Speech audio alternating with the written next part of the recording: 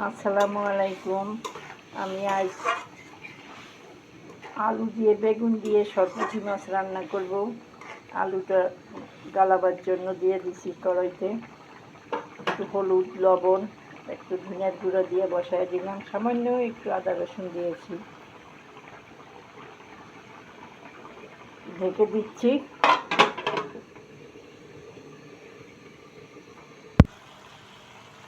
এবার দিয়ে দিব বেগুন, দিয়ে দিলাম বেগুন,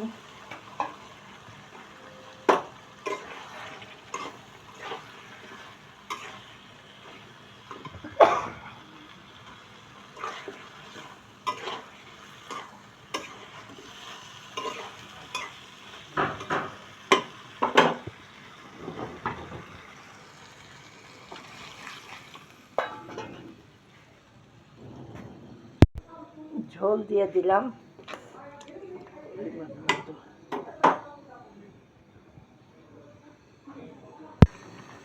এবার দিয়ে দিব মাছ, দিয়ে দিতেছি আস্তে আস্তে করে সব মাছ।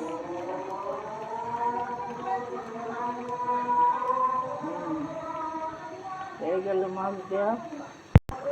আর এবার দিয়ে দিলাম ধনিয়ার পাতা,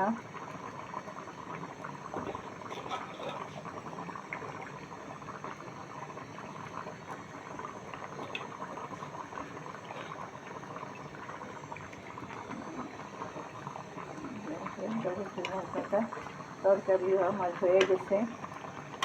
কেমন হয়েছে বলবেন আপনারা। ভালো থাকেন, সুস্থ থাকেন। আল্লাহ হাফেজ।